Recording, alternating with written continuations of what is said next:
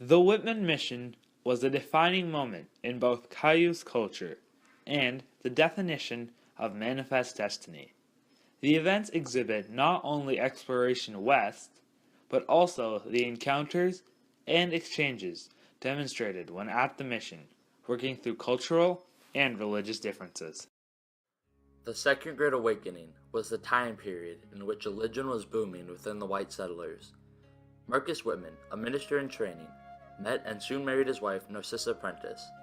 The two applied for American Board of Commissioners for Foreign Missions and were accepted as missionaries to save natives out west. It was said that God saved the settlers who believed in Christianity, and it was their responsibility to save others from going to hell. The Whitmans believed it was their duty to save the Cayuse people.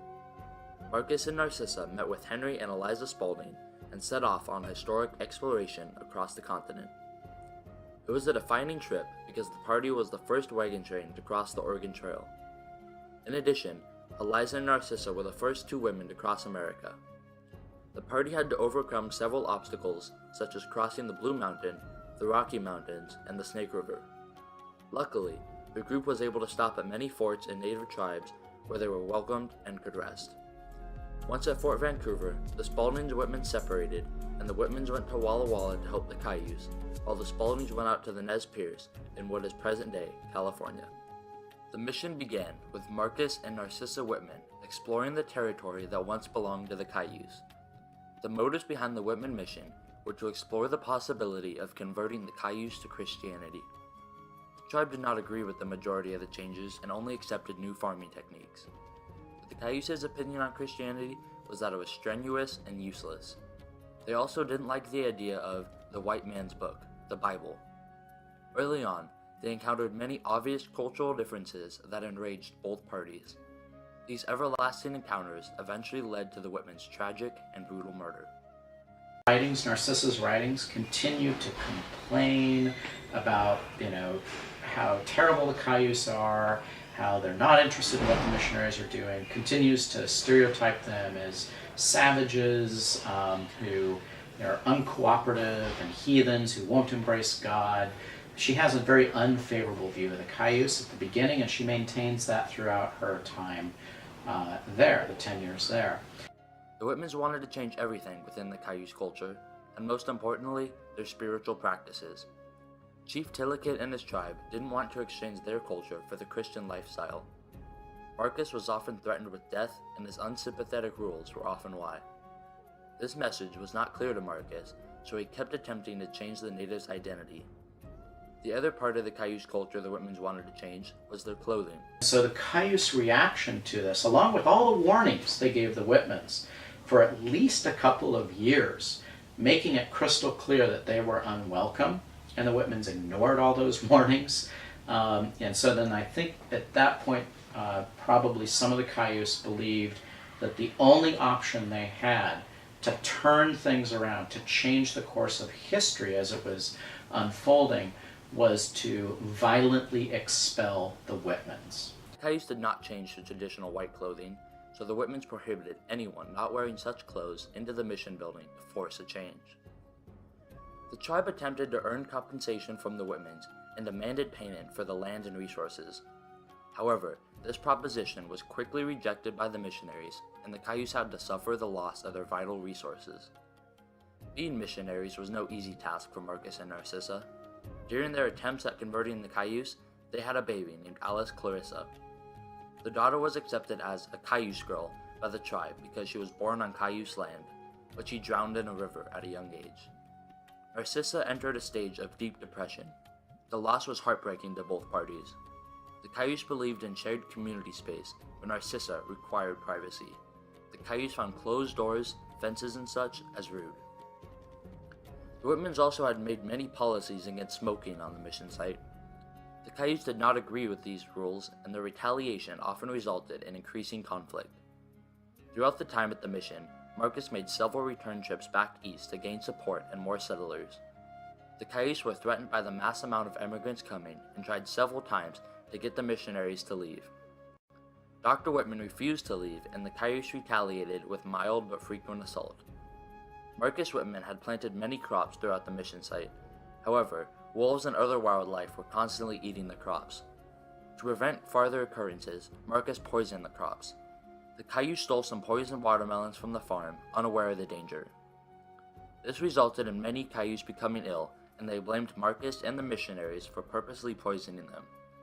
They believed that the missionaries were trying to eradicate them to take over the land. The final blow that tipped the scale and caused the massacre was when the immigrant wagon train brought measles to the mission site. The Cayuse were extremely vulnerable to the disease because they had no immunity to it. About 5 Cayuse died every day from this deadly disease. To make things worse, some Cayuse, Joe Lewis and Jaquez Finley, spread rumors that the Whitmans were intentionally giving them diseased blankets. This made Marcus appear as if he was using biological warfare to terminate the Cayuse. His attempts at curing the Cayuse were unsuccessful, so actions seemed intentional. In Cayuse culture, if the shaman fails to cure the sick patients, the shaman may be put to death. This is exactly what the Cayuse did. The massacre began on November 29, 1847, when there was a freezing rain and a thick fog all around that devoured the mission. A band of Cayuse warriors with concealed tomahawks and guns approached the mission building. Tillicate, the Cayuse chief who had lost his 3rd son to measles the same morning, entered the sitting room and demanded medicine from Dr. Whitman. While they talked, another Cayuse named Tomahawk took out a tomahawk and hit Marcus with a blow to the back of the head. John Sager, one of the adopted Sager children, reached for a gun to retaliate, but was shot before he could reach one.